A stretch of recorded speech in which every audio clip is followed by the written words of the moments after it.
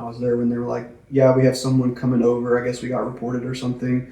Just make sure that adults can't be in the room with the kids. So make sure you let them know this is your room here, and don't tell them that this other adult is also in this bunk bed in this area here with these other kids. Yeah, there was a lot of things that they would just be like, make sure that stays under the rug.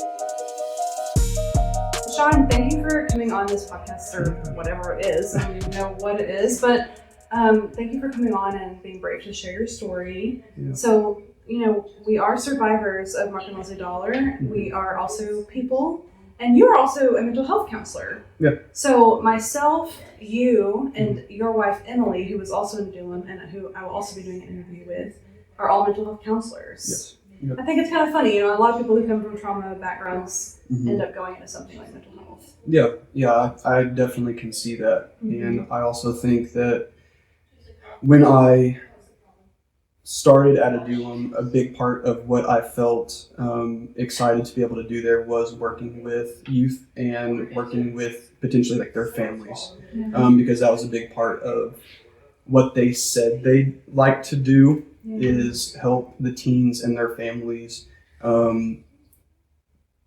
like reunify or improve the relationship, because a lot of teens that came to Adullam during the time I was what they called a leader there, when I volunteered there, a lot of the time there was difficulty in the home, parents struggling to raise the kids for different reasons, and they would find Adullam on the internet or from people locally that would tell them, and so they would come over there and hope that they'd help with their kid.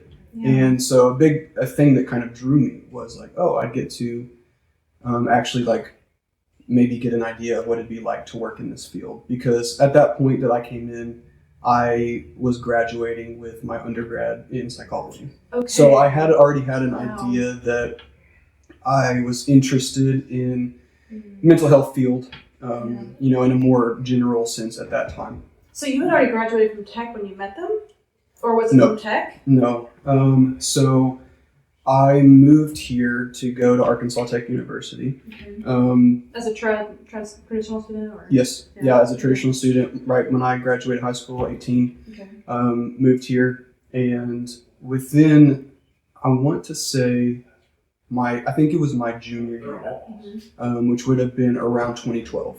Okay. I had already gotten involved in several campus ministries, and at that point I had started making friends with people from the campus ministries, and a lot of them were, they attended Fellowship of Christians, which is the church where Mark and Leslie were youth pastors. That's around the time I think I actually left FOC. Because I left Mark and Leslie around 2010, 2011, and then the year after I was at FOC, and then I eventually stopped going there. So you came in right around that time. Yeah, it was right around then, and because there were some of the people I was making friends with from the campus ministry that comes out of FOC, they also volunteered as youth leaders on Wednesday nights. Yes. And so they were like, hey, you should come check out one of the Wednesday night services.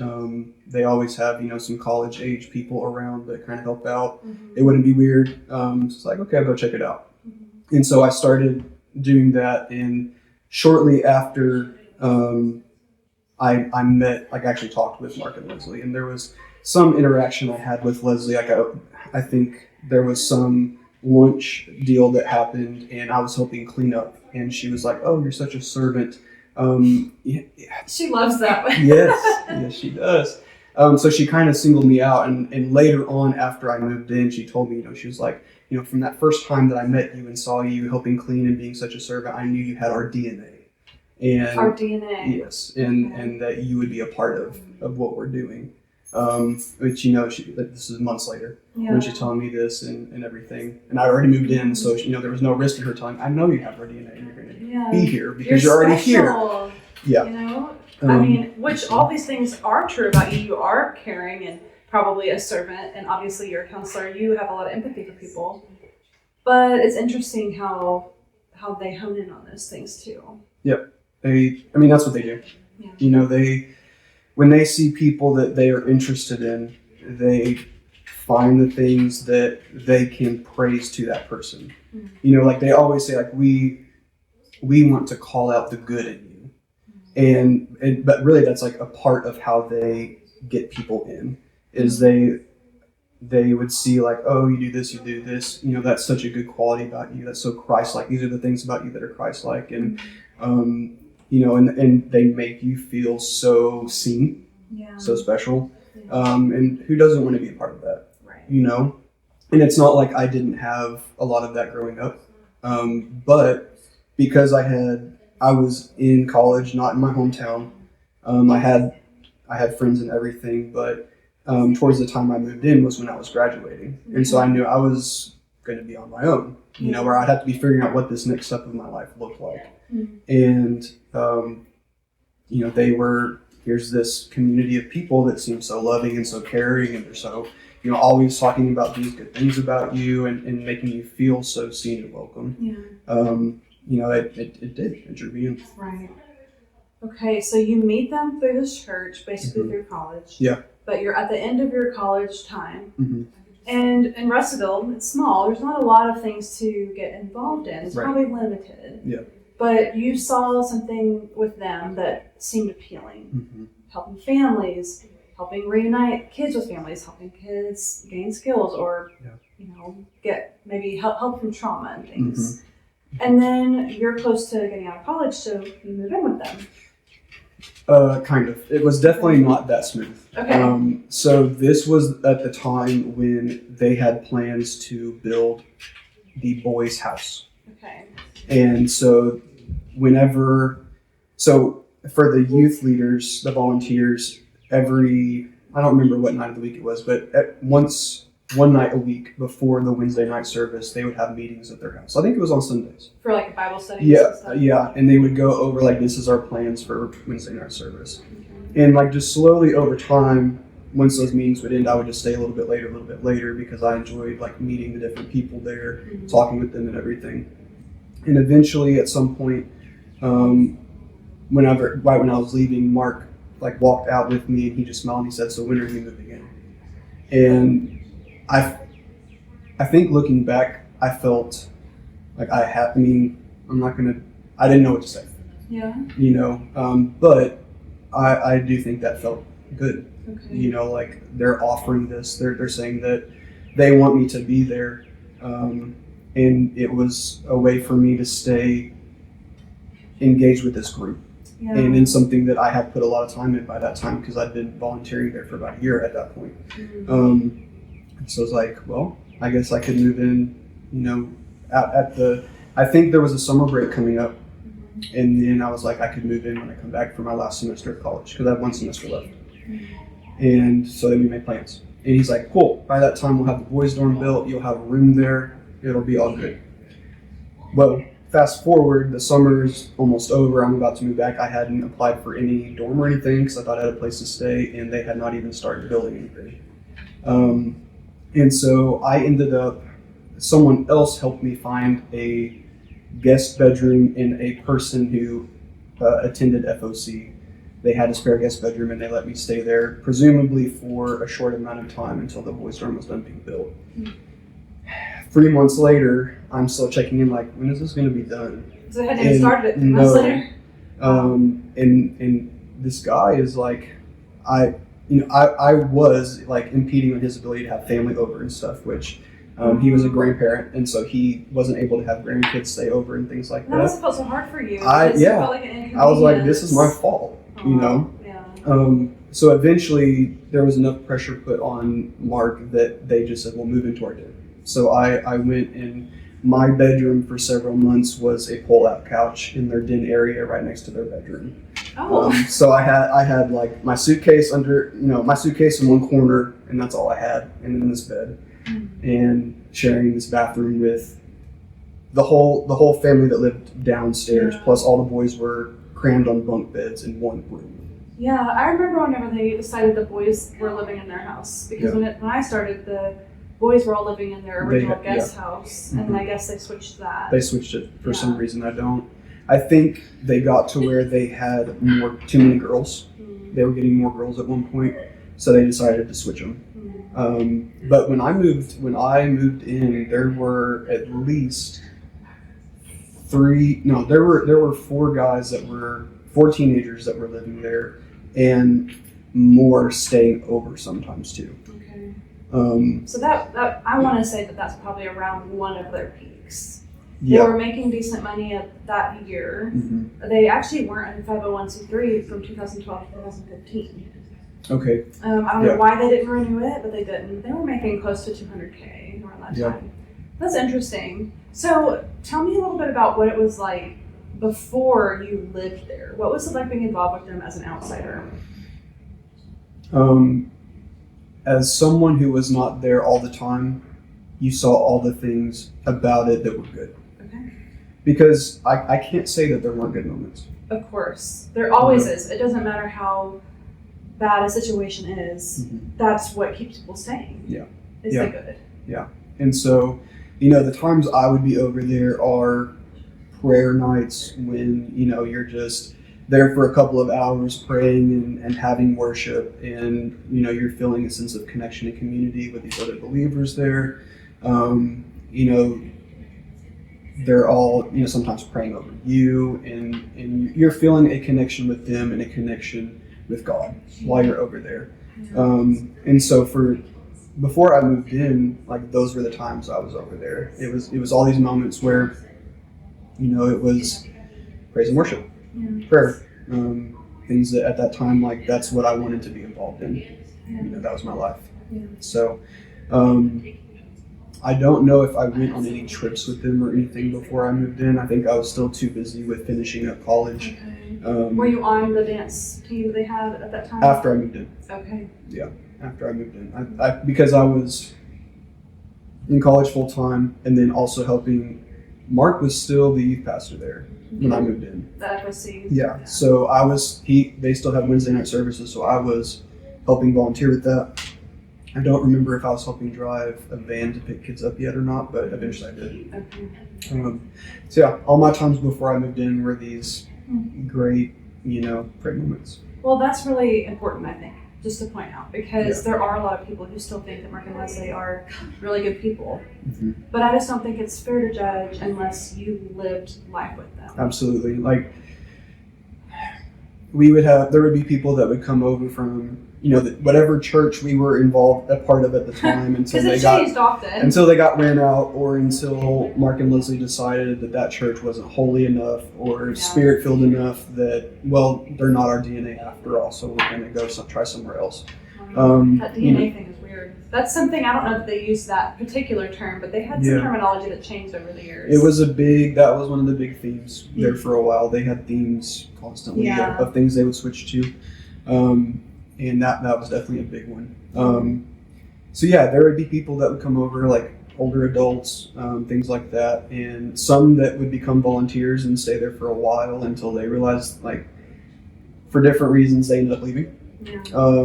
And then some that just would come over for some dinners or come over for some prayer nights. And to them, they were experiencing what I did before I moved in. They were seeing all of these highs, and they did not experience any of the lows. Yeah. Well, tell me a little bit about what maybe it was like for you when you moved in and whenever you started getting settled into the routine of living there. When I moved in, I would say that it was all pretty exciting to me. Mm-hmm. I had a purpose and a place to be. I had, teenagers that I was essentially overseeing and helping with their growth while they were there. Mm-hmm. I did feel like it was cool to feel involved, because Mark and Leslie always had, well, probably not Leslie, Mark always had dreams of the future. Yeah. He always had these big, like, oh, one day we're going to do this kind of a thing. He always touted himself as the dreamer. Yeah, he did. And it felt like you were in on something. Yeah. Something important. And so I got that sense pretty quickly. And it was probably a while before I could start to see enough that started to kind of dim some of that and start to experience some of the more low points. Okay. Well, tell me about that. Tell me about when you started to feel like maybe some things were off. Mm-hmm. And of course, when we first start to see those things, we usually rationalize them. Yeah. So tell me about your experience with that. Yeah.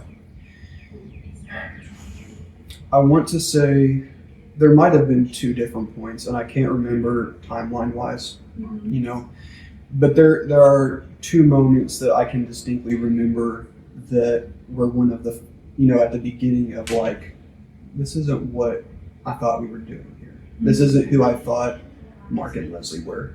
One of those was after there were 2 other adults, 2 other volunteers that lived there, and they had dated, and after they ended up breaking up, and I don't know how all that happened, but it was during a prayer night one time that out of nowhere Leslie just began basically berating the female leader, and talking about how like it was a good thing that they had split up because she specifically this female leader was going to have ruined his future. Oh. And she just knew that from God. Okay. That if they had stayed together, she was going to be the reason why his future ministry never succeeded. That's a big in front of everyone. Yeah, big. And she was right there, just sitting there, like having to listen to this. Mm-hmm. And well, I mean, I can't imagine. Well, whenever that's happening in a public setting, yeah. Why don't you talk a little bit about what that does to a person, in your opinion? Well, I can speak from experience because later on, some things happened with me like that, where there was a time after we had traveled and had ministered at a church. We did a youth event at a town an hour or so away, and as we were there were several things Leslie was not happy about how it went.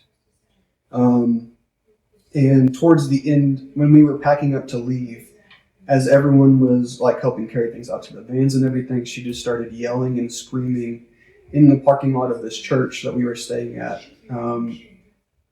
Not directly to me, but about me, talking about how people weren't focused, people weren't doing what they were supposed to be doing while they, during this weekend. It could have been so much better if people had done what they were supposed to, and their focus hadn't been on something else or on anything else. And so and I knew it was about me.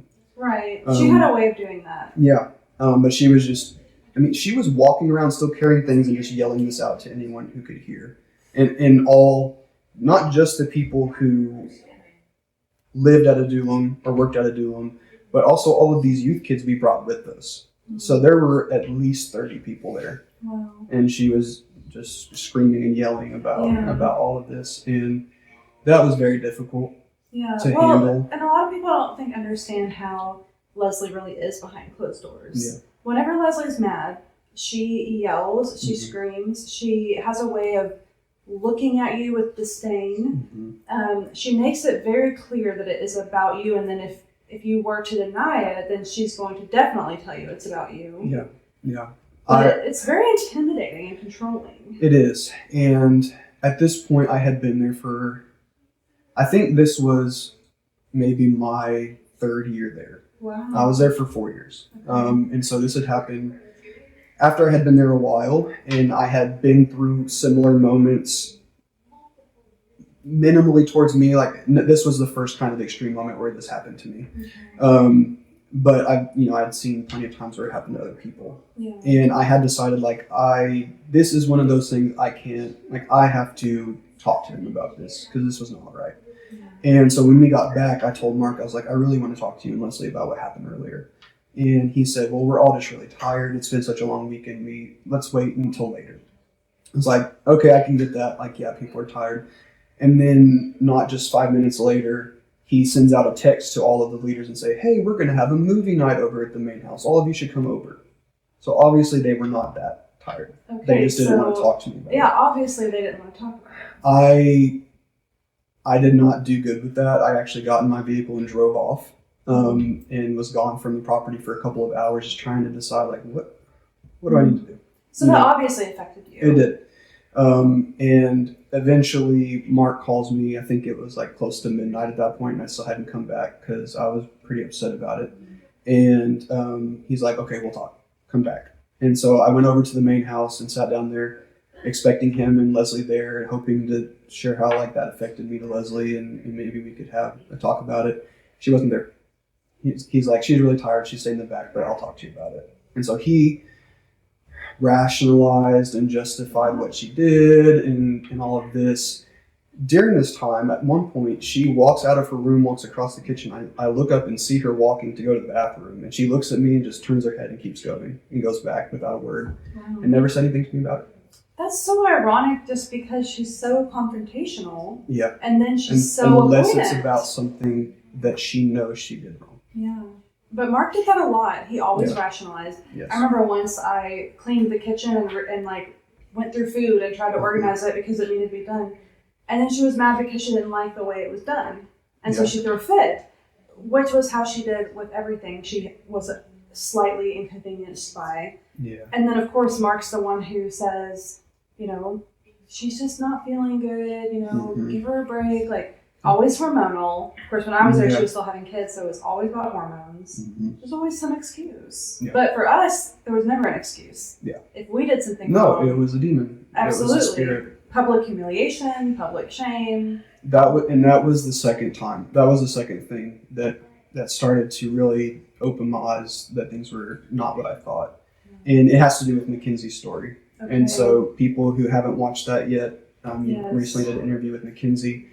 The time that she shared in your interview where she was making food for them and they just tore her a new one because it wasn't up to their standard. I was there that morning. I was also still there.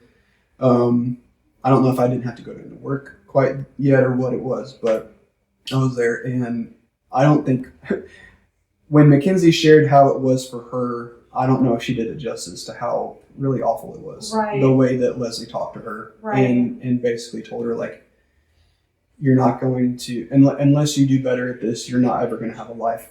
Not ever going to have a family, because who could want someone who can't even make toast? Right, and I think that 12 years old. Exactly, but that's what is so hard for people to understand, because it really is articulate. It's hard to articulate on camera what we experience. But Leslie's voice would raise. Yeah. She would start to say horrible things to you and about you that broke down every part of what you were and your motivation. And so here this little girl is doing something that they asked her to do, and then they turn around and tell her, you're never going to get a husband if you can't figure this out. This is easy. Why can't you do it? Like, it's not that hard. I just had another memory that Mackenzie doesn't even know about. Because there was a morning, we had the morning Bible study, 6 o'clock. Every morning. And heaven forbid you are late, because, you know, you have to be there on time and you have to stay there until they release you. Yeah. But I think it was a Bible study. I don't know if Mackenzie had not come, like, so people would trickle in, you know, as long as you're there on time, that's fine. But sometimes people would come over in groups once they got finished getting ready. And I don't know if Mackenzie was one of the last, her and whoever was with her, to come in, or if she came in and they sent her back over. But Leslie did not like what she was wearing that day. She said she didn't look good enough. This was a common thing. She did talk to the girls a lot about what they wore. And so sent her back over to change. And after she sent her back over, in front of everyone else who was still in there, started making fun of her to all of the other students and adults. Wow. Yeah. I remember she used to always get onto us for how our pants fit. Like, if we gained weight or if they were a little bit tight, she would always make comments. Yeah. And then we wouldn't be able to wear those clothes anymore. And we didn't have much clothes to begin with, because they only give you very little space for your things. Wow. So you begin seeing these things, people being broken down, things that just don't feel right in the way that they're treating others, the way that they present themselves and who they are, and then what they're doing behind closed doors.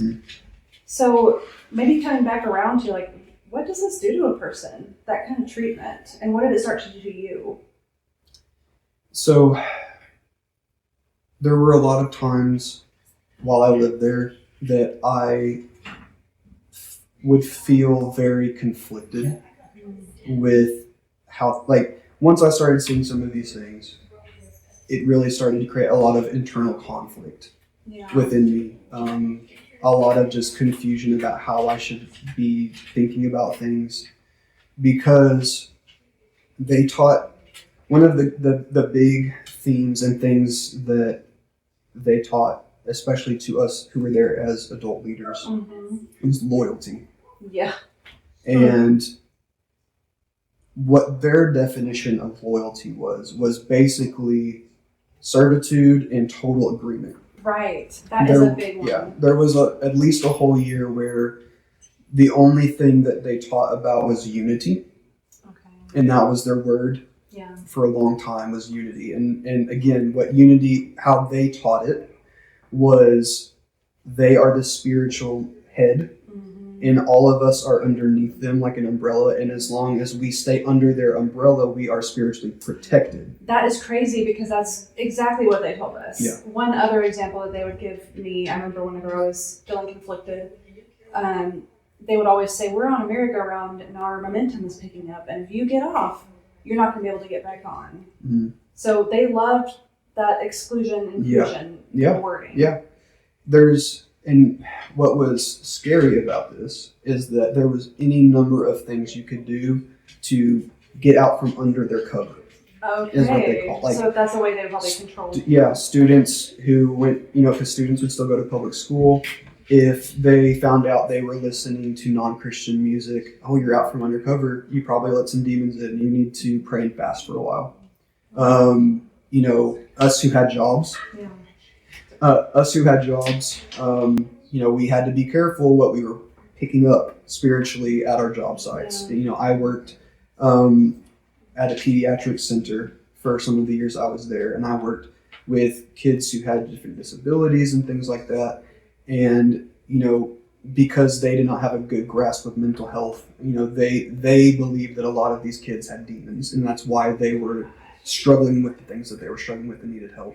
Wow. And so they talked with me when I first started working there, and a couple times after, like, are you making sure to cover yourself in prayer and in the blood of Jesus, before and after you come back, so you're not carrying any of that stuff back with you, things like that. That is so wild to see somebody with a disability as potentially having a demon.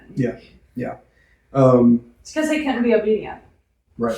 Yeah. Probably. Yeah. And that's the thing too, like,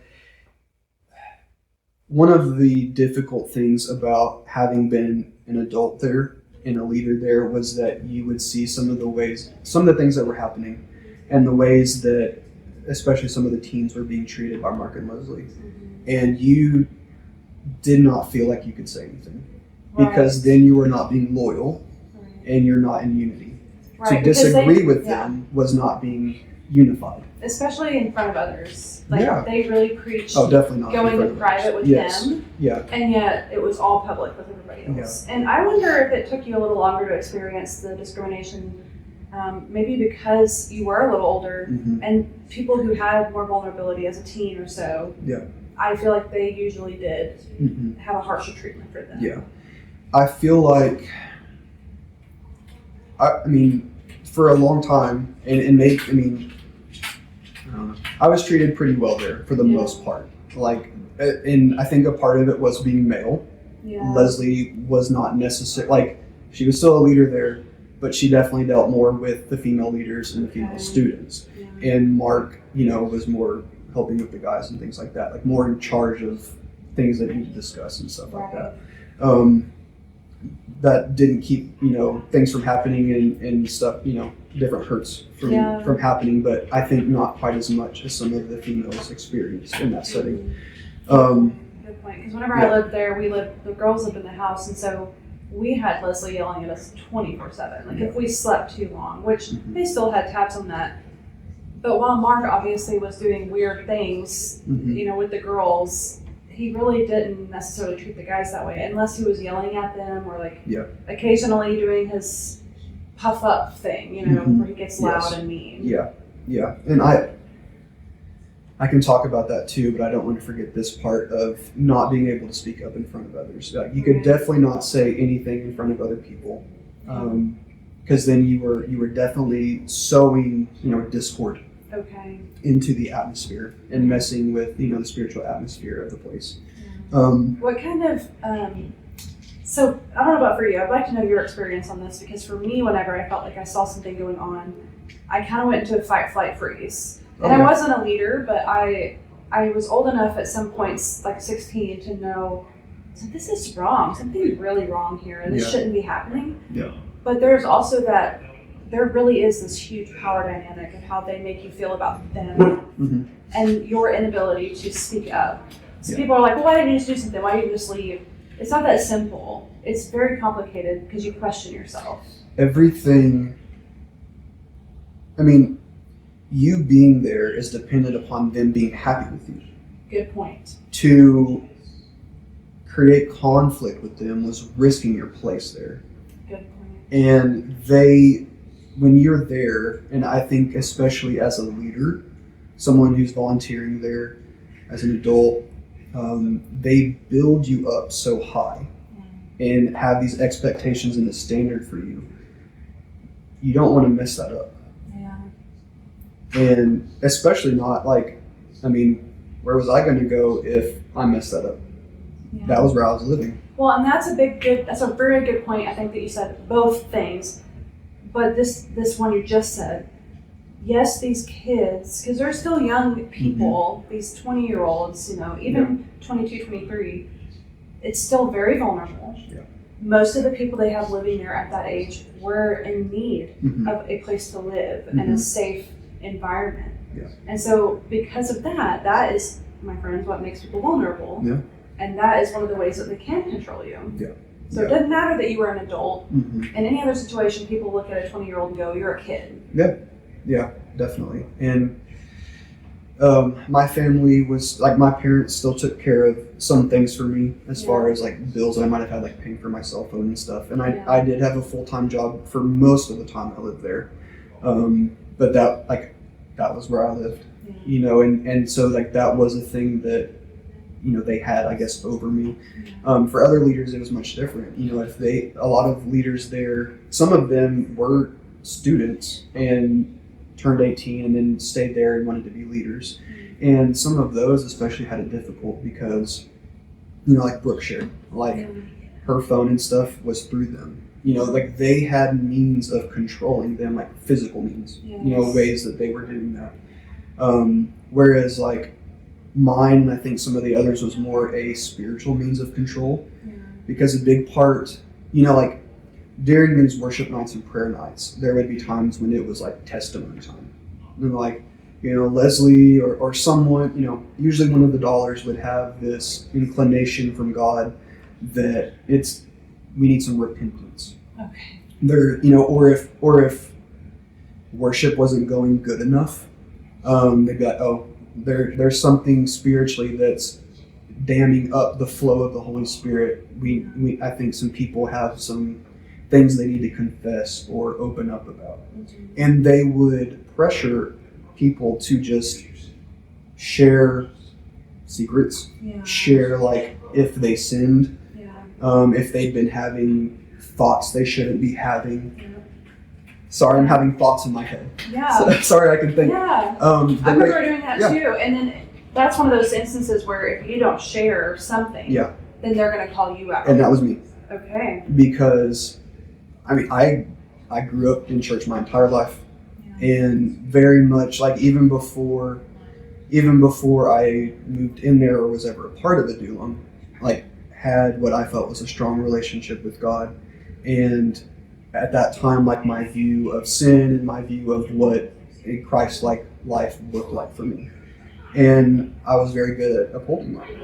And so I think it really bothered Leslie specifically that there weren't a lot of problems I had. I agree. I think she definitely did not like having a lack of leverage in that means. And that's what leverage, right? in my personal therapy I've had since leaving there, I would share about how they would, always encourage people to share their testimonies and confess and things like that. My therapist was like, you know what, that is right. I said, what? He said, blackmail. It's spiritual blackmail. They tell you God wants you to share all of these deep, personal, intimate things about yourself and about your life or what you're struggling with at that moment, and in front of 20 people, and now they know this, and they can use that however they want. And for me, that never felt comfortable. I never felt comfortable with that. And Leslie didn't like that there wasn't a whole lot that I would share. But I think looking back, I knew that there was something within myself, in my body, that told me it was not safe to. And I think looking back, there was something in me protecting myself from giving them things to use against me, because they would do that. Right. And I didn't recognize that that's what it was at the time, but there were plenty of examples before making that realization myself, where I knew, wow, Mark and Leslie are talking about this thing that happened in a private meeting with other people. Mm-hmm. There would be adult couples that would come in because they were interested in what the ministry was doing, and they would meet with Mark and Leslie just one-on-one, and then after those meetings, they would be telling us everything that these other people said, like their relationship history, like their relational struggles and stuff. It's inappropriate. It's very inappropriate and wildly unprofessional. Yeah. And I think that's a huge thing. There was not really anything professional about it. Yeah. They had a website out there, and they had these banquets that made them look extremely professional, like very well put together. And they, talked about how, they would share their dreams and their vision for what they were doing with, the students that would come in.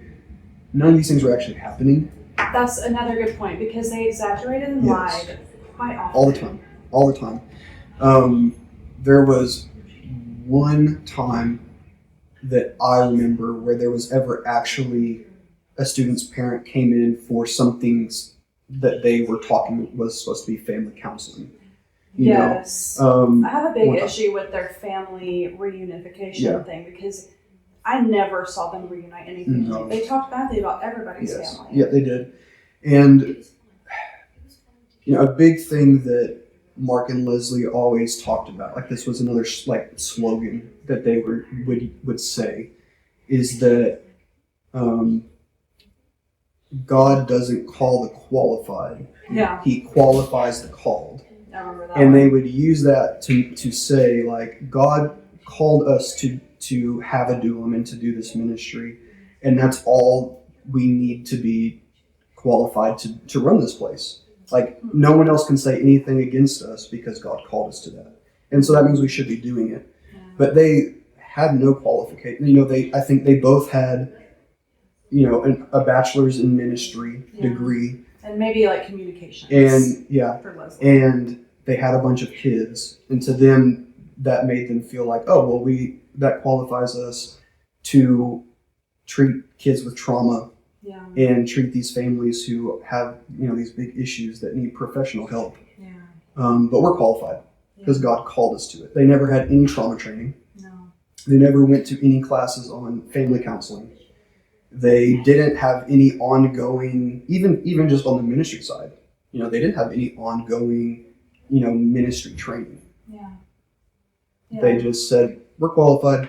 Things that a lot of people who actually are trying to help the community, or even some very well-ran ministries and things that are intervening for families and people, those people will often try to stay caught up on training, try to stay caught up on mandated reporting of things like abuse, try to go and learn at least something from others and other pastors on how to counsel, how to be better. But it's almost like Mark and Leslie instead used their calling as an excuse to not be qualified and not bow to the opinions of man, because they were just doing what God wanted them to do, and they knew that it was right. Yeah.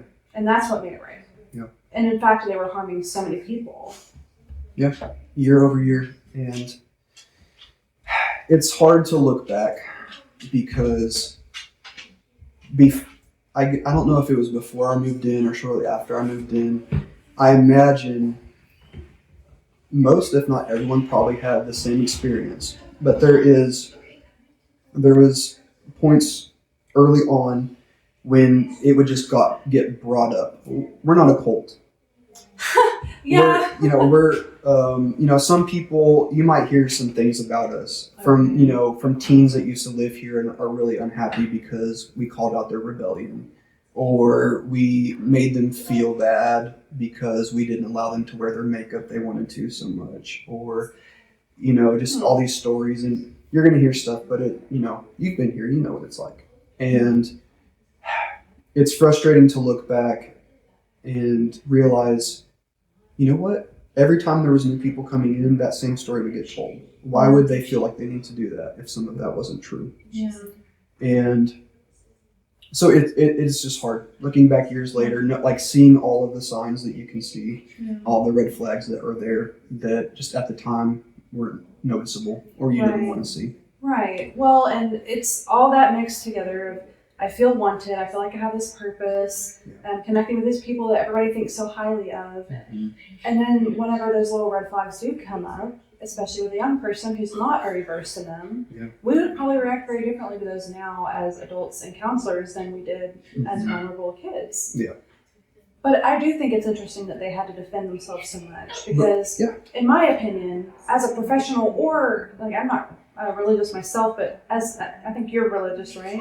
Mm-hmm. So as a religious person, it's so much more honorable to try to correct your wrongs and grow from those. But they never asked us what they could do better or what hurt us or, There were, at my time there would be times when there would be a sermon on, there would be times when there would be like a certain sermon or something, or they would just go through their own, on their own personal journey with God.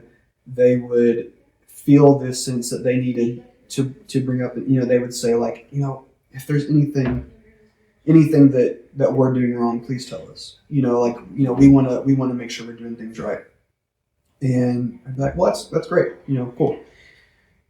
And then later on, there were times when we had people who did try to do that, and come to find out they would then have talked to other people about that and be like, can you believe they said this to us? Can you believe that they said that we've been doing this and, they said that it wasn't right, but I think that they're just, and they're offended. Yeah. They're offended. They're not seeing it the right way. They're not seeing it through, God's seeing eyes. it through their flesh. Yeah. What was your experience with them telling us about our heart or our gut feelings and our emotions?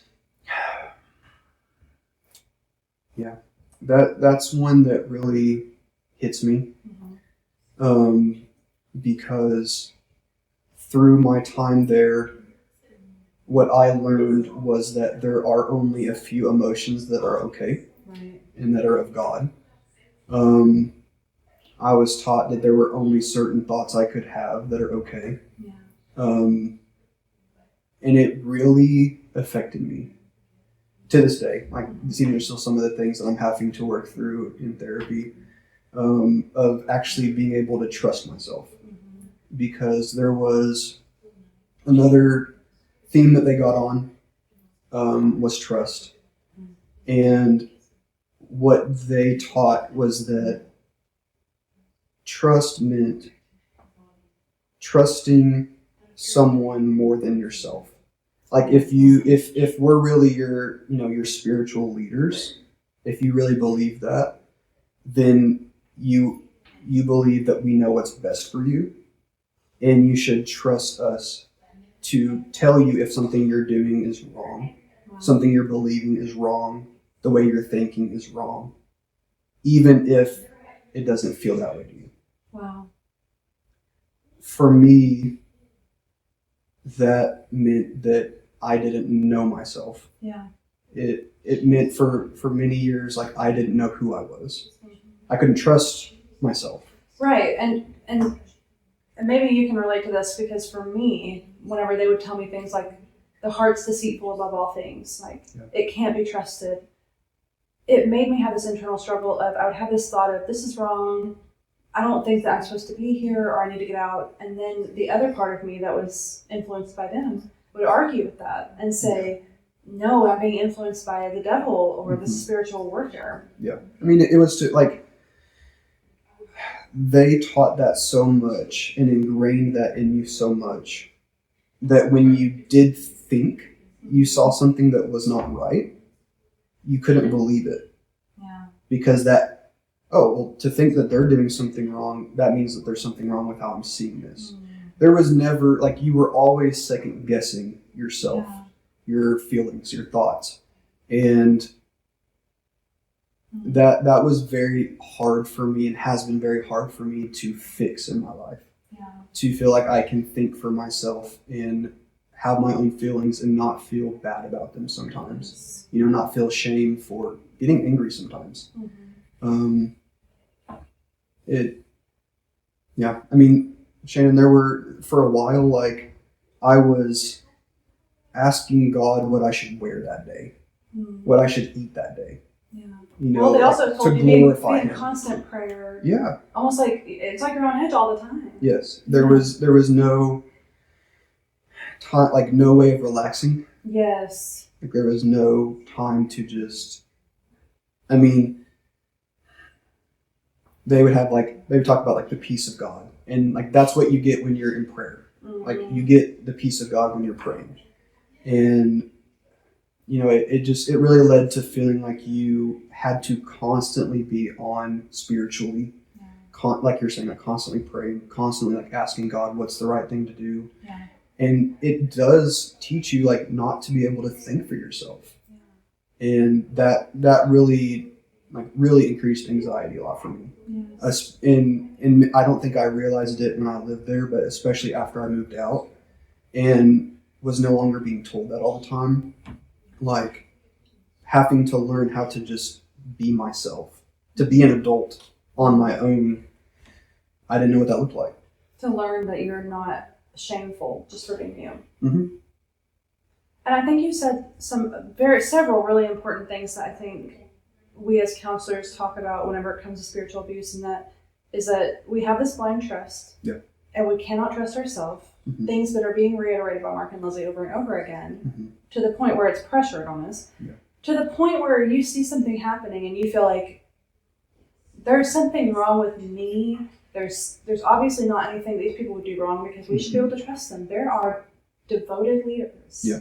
They're wise. You know, they want the best for us. Mm-hmm.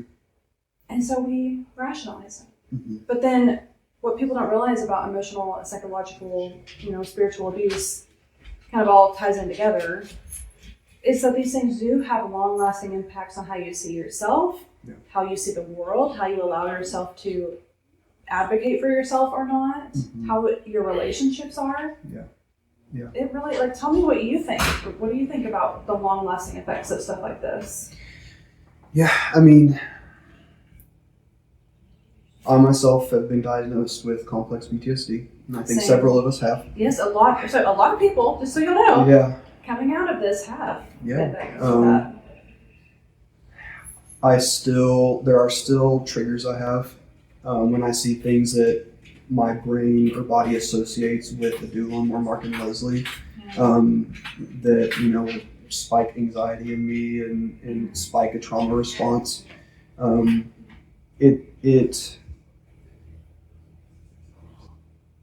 It's affected, different areas of my life, including my faith. Right after, the reason I was able to kind of leave Adullam was because I took a youth pastor job at a church in a city several miles away, and they had a parsonage that came with the job, so I had a place to move to. And so I still worked in a church setting for a couple of years, and during that time, Emily and I got married.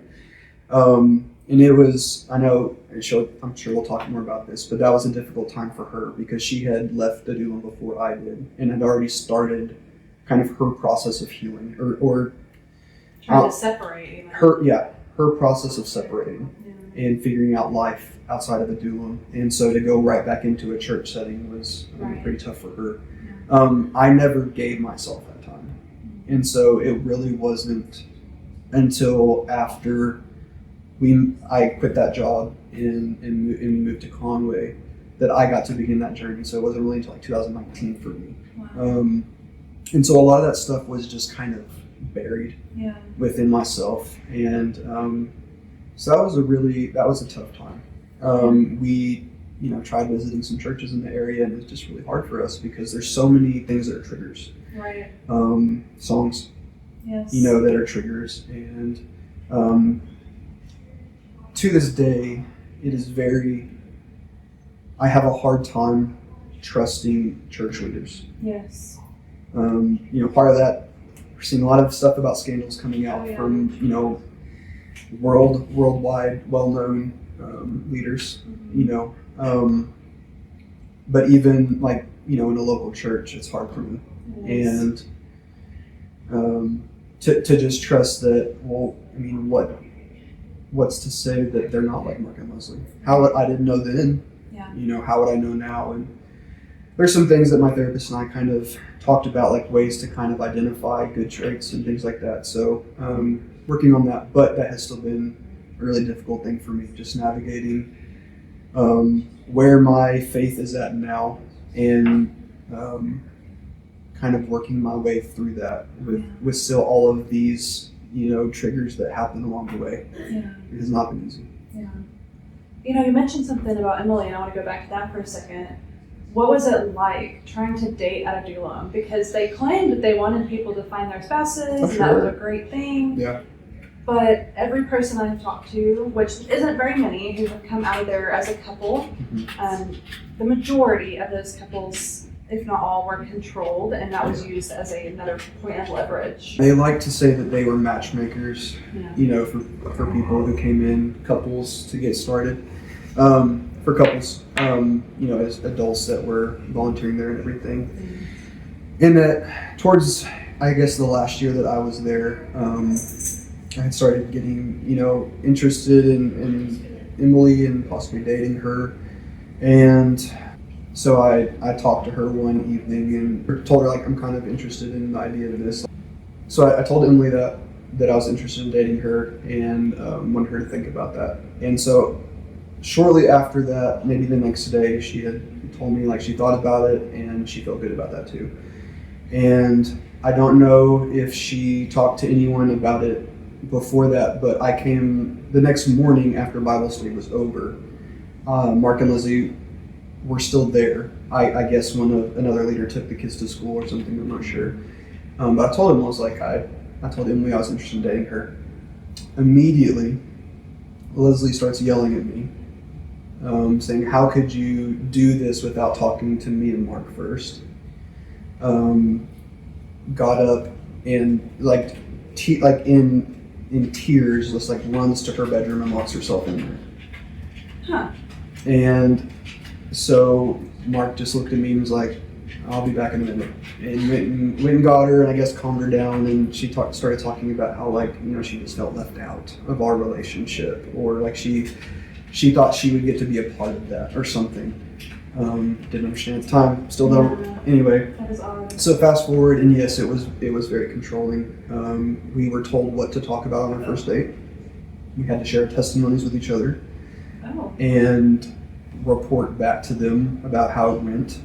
We had a conversation about, like, what our boundaries should look like in our relationship. They started talking to us about people who had dated in the past and all the mistakes that they'd made and everything. Another opportunity for them just to get to share secrets. Yes. But made it to be in a way of, like, we're just, letting you know so you don't make the same mistakes yourself. Yeah, under the guise of, like, we're helping. Yeah. But yeah, everything was very controlled. And anytime we had a date, like, we had to tell them what we did on the date.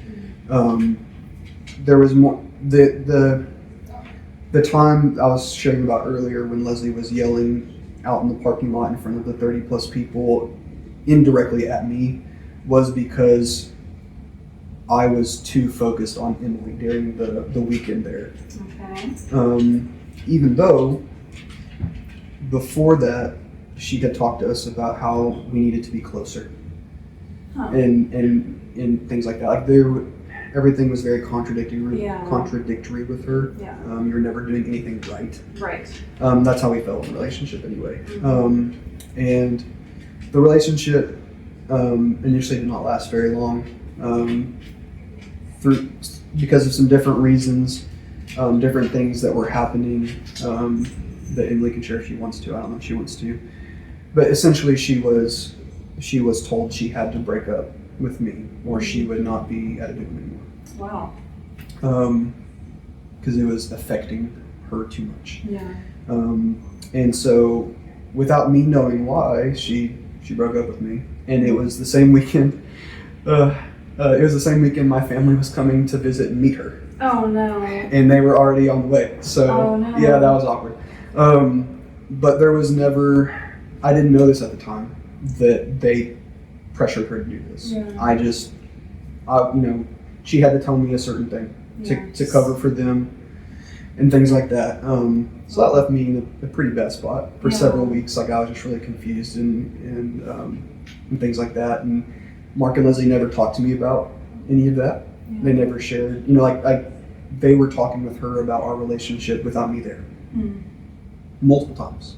Yeah. And she would tell me when we got back together after we were both out of the Dulam, like, oh yeah, we were talking, they were talking to me about this and this and this, and I had no idea. Yeah.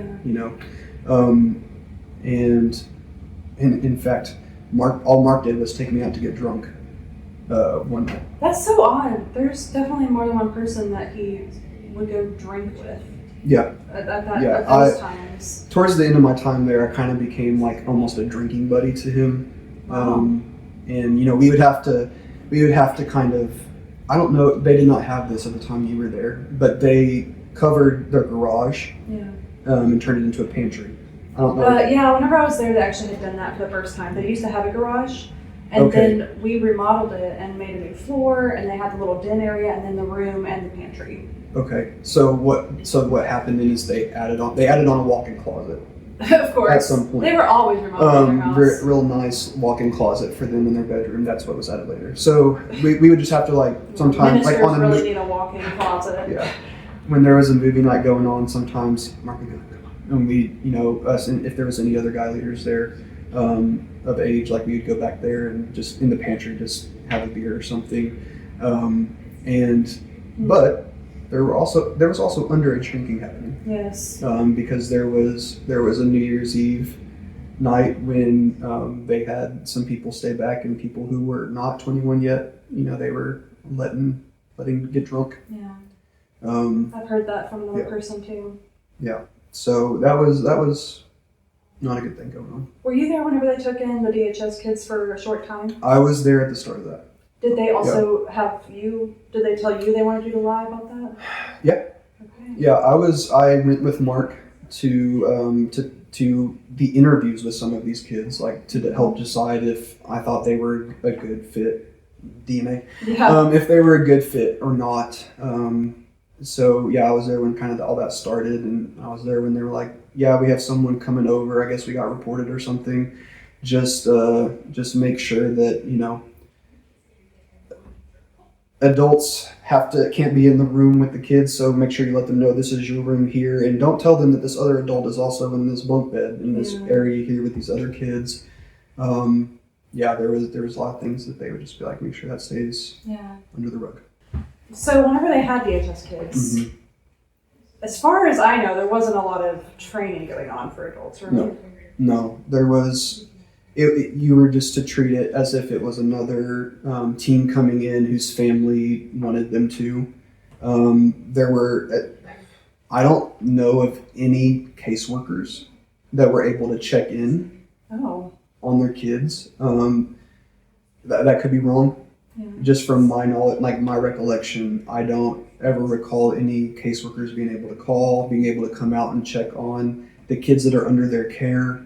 I don't know if it was a situation of while they were at a Dulam, Mark and Leslie became their guardians, and so the caseworkers didn't have to. I don't know how deep all that went. Yeah. The guardianship thing is weird to me too, because I thought you had to go to court to officially get guardianship. Yeah, I don't know. And another thing that's weird about that is once these teams were here, Mark and Leslie could just kind of do whatever. Yeah. Like, because there were times when we would wake up one morning and they would be like, hey, we're going to go minister at this church 2 hours away on Sunday. And it might have been that morning sometimes, the night before sometimes. Yeah. We didn't always know. Sometimes we'd have more, notice and would practice dances and stuff for the dance team. And sometimes it would just be kind of spur of the moment. And no parents were called, like no permission slips were signed. Like, I don't know how right that was. Yeah. They would just, all right, all of y'all load in the van, we're going. Right. Sometimes across state lines. Oh yeah, we did it all the time. And I don't know if these parents, caseworkers, ever signed a document that was like, we give permission for you to be able to take our kids wherever you want to. Yeah. There was definitely, no training or guidelines that they followed with the DHS kids, or just really even, legal guidelines they followed with the teens in general. Yeah. As adults, we would come in there and they would base who they had work there or volunteer there off of this DNA thing. Like we feel a spiritual connection with you. Yeah. We think you would be good to work here. Come on. And sometimes they would have to have a meeting and just like tell us your testimony. And like that's what they would base. That was their criteria of if this is a good adult to have around kids. Wow. And to be helping like and rehabilitate and living with kids. Right. I was never background checked. I don't think anybody ever was. I don't know of any adults that ever had a background check. I never had to pay money for it, to have that done, so I don't think there was. And that's scary. It is scary, especially whenever you have people living in the same room with each other. Yeah. And they did have creepy people around. Yes. Many times. Yeah. There were people around that made us feel uncomfortable. Yeah. Well, these people all, go to this church, so they can't be that bad. Yeah. Right? Like that's how they looked at it. That's how a lot of the society looks at it, is that these people are Christian people. So they won't do that, but that's not the case. Yeah. And that even, like, we see that continue on now as more of us are speaking out about what's going on. There are people still here locally and abroad that feel like they are defending Mark and Leslie, or that are defending Mark and Leslie because they are such good Christians and such good people. They had a short experience with them. They might have come over for dinner one night. They might have come over for one of these prayer nights, and they saw these high moments. Yeah. Like, oh, these people are amazing. They're doing all this. And we've had people commenting on things, and saying things to people who have spoken out, shaming them and making them feel guilty for saying bad things about such good people. Yeah. I think we should trust the people who lived with them. Yes, I agree. It is not fair for somebody who did not spend that same amount of time to make a judgment. Yeah. Even within a Dulam and working with Mark and Leslie, even within that, there were different tiers and levels of how bad it would get and how long you were there. Yeah. But I think whenever you have, we probably in our group have 49 to 50 people now, and then there's tons more who maybe don't feel comfortable bringing that back up for themselves all the time, or having these reminders, or maybe they're really young. Some of the younger people who have reached out to us, they're just now starting to gain their healing. Yeah. We've had a lot longer. Yeah. Whenever we have this many people, it just amazes me that there are still defenders out there who won't even consider the fact that maybe there was something not right. Yeah. It is really difficult to see people. They might not know it, but we know who they are. Yeah. We were there at the nights they came over. Yeah. And so it is very difficult. People that you have respect for, in a sense, seeing them defending your abusers, defending the people, defending Mark and Leslie when they don't really, they're being told what was going on, but they don't want to believe it. Right. That's one of the things I think brought a lot of extra trauma for me and ultimately really pushed me away from religion and the church, because so many Christians who I thought I cared about, who I thought liked me, who I thought were having good judgment about others, would look me in the face and tell me that didn't happen or I was wrong. Yeah. And I just can't support something like that. And I've met a lot of good people since then, But I do see this kind of stuff opens your eyes to a lot of corruption. That's another thing that makes it so difficult, like where I'm at in my faith, and to an extent, like I can separate the church, like I don't know, from the people, institution, from the institution and things like that. But there are scriptures that Christians use of, justice is for God. Like that's his thing to get. All these scriptures on, you should forgive. Yeah. You should turn the other cheek and things like that. And people, there's so many people who in the church that take that out of context and try to apply it for every situation that exists. And it's really hard to see that happen, because it has created and allowed there to be a culture of abuse and negligence in the church, where people are just like, oh, we're forgiving. Yeah, no, you're fine. Like, we know you repented. It's okay. We still love you. We're praying for you. Just stay in your position. Like, no, you're fine. Like, you can still be a leader here. Just no accountability. Yeah. Just believing that God's going to change them. Yeah, and that's ironic, because there were a lot of situations in the Bible where people were confronted. Yes. Especially bigger corrupt organizations, confronted by Jesus, confronted by Paul. I mean, there were a lot of instances where this did have to happen. Reprimand did come. Yeah. And I'm sorry, but Mark and Leslie have spent years talking about how great they were. And we also have a right to speak about our experience, especially whenever our goal is not just, I don't know what people think it is, maybe just to slander them or something. But, for me, it's like, I cannot continue to see this happening, especially now that the ramp has been pulled in and that's where they are. Yeah, and that has been the thing for me. A part of me, speaking with you today, is to take ownership of my story and my experience. And I felt like that's important for me. Yes. Another part of this for me is that Mark and Leslie should not be able to be in a position of leadership in the church. Yes. Especially not with young people. And especially not with young people. They have damaged enough people, and there is enough evidence that we have spoken to enough people, and enough people are sharing and coming out about all of the ways they've been hurt.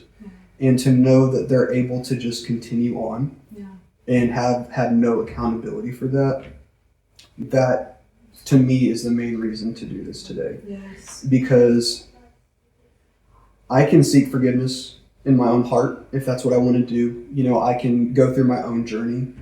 But what right do I have to allow them to continue to hurt other people? That's what I can't stand for. I can't stand back, turn a blind eye and just forgive them and let God do his thing when I've been told from people that they are still doing in Alabama what they did here. Right. And I think, in the Bible, we are called the hands and feet of God. Yeah. So why does, maybe that means we are supposed to speak up and say, no, this is wrong. This isn't what Jesus said to do. This needs to stop. Well, and we can speak about everything else. We can have prophecies telling people where they're going and what they're doing and how wonderful they've been. Yeah. But that doesn't apply to abuse and things that are not okay. Right. Seems like the church needs to catch up a little bit on what abuse is, especially spiritual abuse. Yes. So I think you brought up so many good points, and I feel like we could probably talk a long time. I think we could. Tell me a little bit more. I know that you have, in our pre-interview, you had some more things about emotion and how that played out for you. Tell me about that, and then I'll have maybe a couple more questions to wrap it up. Yeah, one example, and this was another time that my eyes were really opened to how things were, is there was a night when we had a female student that was living there for just a few months, not very long. And I can't remember, I can only remember bits and pieces of the time the student was there. I don't know how they ended up leaving or not. But during the time that she was there, someone, I guess in her family, called Leslie's phone, talked to the student. And it turns out that this student's grandpa had died. And she was very, very close with her grandpa. And she just set the phone down and like fell down in the kitchen like in tears, just grieving. And it was in a split second, Leslie snapped her fingers and said, "No, stop that right now in the name of Jesus. We won't let that demon of grief into this house." Oh my God. And would not allow this teenager to grieve the death of her grandpa. Wow. And I couldn't believe what I was hearing or seeing. I didn't know what to do. And that was one of the moments I definitely went into a freeze response, and I just didn't know what to say. And I felt so bad for her. Wow. I had recently lost my grandma, and I grieved her. And to be told you can't grieve the death of a loved one because that's not of God. Yeah. That's something that I think happens not just there, but I've heard it happen with other people where they'll say like, well, don't let this defeat you. You know, God calls us to forget about worldly things. Mm-hmm. There was also a time, I think, whenever she made Shayna continue to minister and dance after her grandpa died. Oh, wow. And didn't let her take that time off. Yeah. So it seems to me like it made Leslie uncomfortable. Mm-hmm. I think so. And she, I don't know, it was only she was really allowed to She express was the only emotion. one who was allowed to express big emotions. Yes. I feel like I've shared a lot about Leslie and not much about Mark. Yeah. And so I did want to kind of just point out, you know, a lot of the ways that he hurt others was very covert. Yeah. He was not, the one yelling and screaming all the time. It would happen sometimes. His temper would flare. But a lot of times he did things he was very sneaky. He was. And he would use lying to manipulate people. There's a specific example I remember. We were at a church, and I think we were staying there for some amount of time. And Mark called all of the guys up into a room, and I don't remember if someone told him this, I don't remember why he did this, but before the guy's students came in the room, he said, watch this. And so they all sat down, and he said, the Holy Spirit's been telling me some of you guys have been looking at porn on your school laptops. And I'm going to give you guys an opportunity to confess, because you might not know this, but he said he put some kind of tracker on the Wi-Fi that let him see where people were going or whatever. Nothing. Like he was getting off on having this secret power of some sort. Yeah, and was like, all right, so anyone who's been struggling with lust needs to confess. And he just had these guys, teenage boys, sit there and have in front of each other talk about these very personal, normal, healthy things. Yeah. And he was just lying and manipulating them to get them to talk about it. And I don't know why. I mean, maybe this was his way of having a talk with the guys, but doing it in a way that was spiritual or something. I don't know. But he did, he would make it out to be where he had ways of knowing things. Yeah. And just keep everyone kind of on their toes. Yes. I'm watching this, I'm tracking this. He, during my time there, he installed cameras around the property on the outside, main living areas and stuff. And he told people all the time, I'm watching you. Yeah. I'm watching you guys. Wow, that's creepy. Yeah, I know when I was there, I got to the point where I felt like they knew my thoughts. Yeah. That they somehow were going to know that I wanted to leave, or that I was telling my dad what was going on or something. And because they use tactics like that all the time to make you feel that way, it almost felt like it confirmed that belief. Yeah. You were on a constant edge of fear that if you were having a bad day, they knew it. And they were going to call you out on it. Yeah. And it made you feel like you couldn't. Yeah. And if you couldn't get yourself in a better mood, you're sitting there and then all of a sudden you're having this anxiety, this shame, why can't I just snap out of this? And you're asking God to help you snap out of it and all of this stuff. And it kept you in a constant psychological turmoil. Yeah, and I think that's the key of what sticks with people. That kind of stress over such a long period of time, that is what causes the complex PTSD. Yeah, absolutely, 100%. Obviously, we're coming on here and we're all sharing our stories, and there are some people who still don't understand what we went through, and they're having trouble believing it. Yeah. What might you say to those people, if anything? I would encourage them to listen. Like, actually listen. Yeah. Take off the filter of watching these videos or listening to this under with the filter that Mark and Leslie are who they know them to be, and that all of us who are coming out about this stuff are all offended, or all looking to go after them. Just listen. I mean, you're going to hear that all of our stories end up sounding the same. Yes. The symptoms and the harm that we have, or that's been done, it's very similar, and there's a reason why. Yeah. Because Mark and Leslie have been allowed to continually repeat the cycles of hurt against vulnerable people. And up to this point, people have just been saying, well, we'll let God take care of it.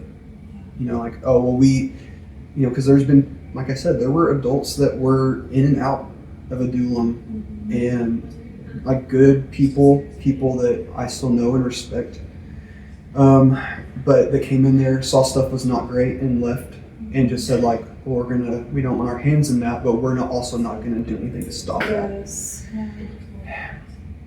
And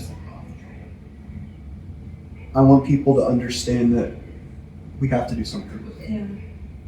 That's why we're doing this, because staying quiet hasn't stopped anything. Right. Staying quiet has only allowed them to continue on. Yeah. They're at another ministry in another state, same MO. Left one area to come to another. Things went good until they didn't. Yep. Left, now they're at another place and they're trying to do the same thing. Yeah. And we have heard stories and testimonies of people from the last few years where they have been hurt in the exact same ways. Yes. And obviously, staying quiet has not fixed anything. Right. And so I want people to understand that we have had enough of people getting hurt. Yeah. And if talking about our experiences is something that can make that stop, we're going to do it. Well, and who's to say that this isn't God using us? Exactly. I know that I don't identify as religious, but if God, who a lot of people watching this believe in and say is out there, I am no less to be used by God than Mark and Leslie. You are no less to be used by God than Mark and Leslie. Yeah. They are not any better than us. But also what I heard from what you said too was that there's a lot more people out there who believe us and understand some of these things, but people are very afraid to speak up, especially in Christianity. Yeah. They're worried about how they'll be seen. Because they will also, if they try to say something too, I'm sure that in their head, well, everyone we know says we're supposed to forgive too. So even if they, they did have the thought of I saw some stuff, maybe I'd want to say something, but, they understand the culture around here as well, and in the church as well, that a lot of times that's frowned upon. Yeah. And that's really unfortunate. Right. And a lot of us have been doing our own therapy. Yeah. A lot of us have been healing from this for years and years. And I know for myself, I don't like Mark and Leslie. I also I'm not just harboring all this bitterness. I'm happy. Yeah. That's actually why I'm here, because I have worked through these things. Yeah. And I think a lot that can be said for a lot of us who are strong enough at this point in our healing to do this, because it does take a long time. Yeah, absolutely. And we haven't been trying to pressure anyone to share before they're ready. Right. And I'm with you. I'm not necessarily wishing them any ill Mm-hmm. or hoping, that they're struck by lightning tomorrow or Right. anything. It's not about them to Right. me. It's about the people that they could still be hurting. Yes, absolutely.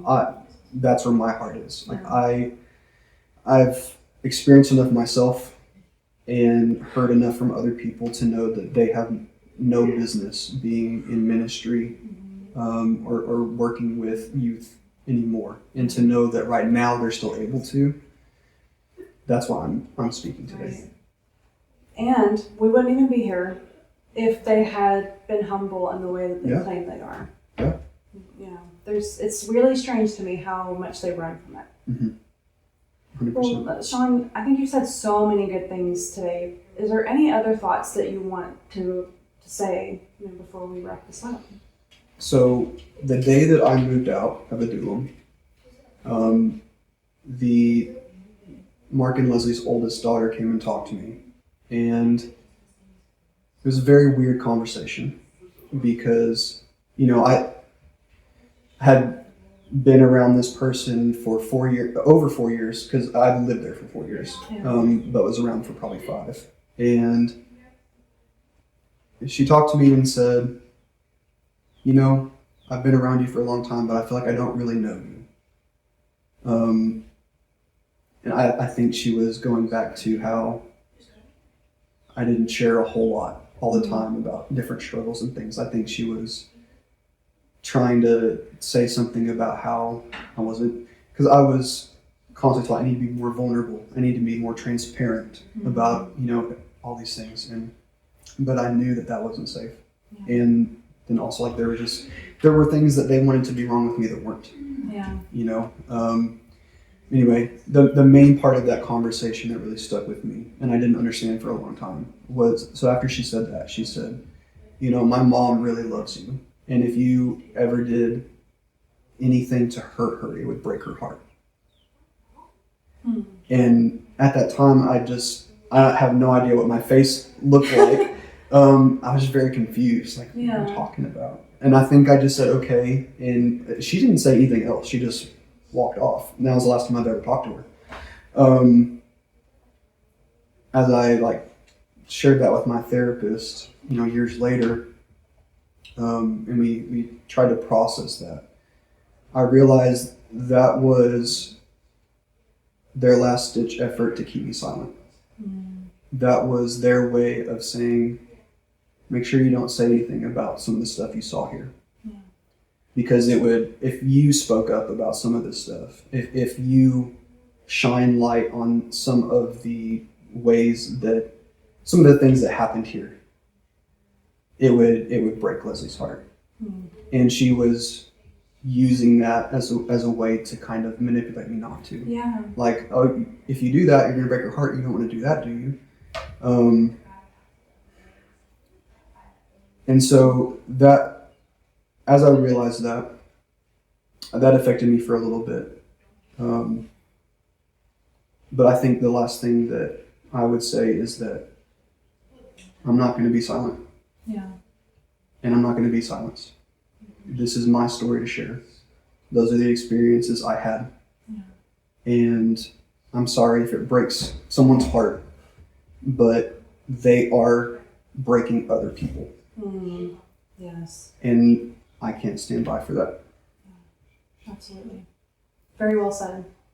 Shawn, thank you so much for sharing your experience. Yeah, I'm glad to do it. Yeah, I think a lot of people are going to really resonate with what you said, and I think you articulated some of the abuse that we've been trying to get across, but it's really hard to articulate. Yeah. So thank you so much. Absolutely. Yeah. Thank you, Shannon. All right.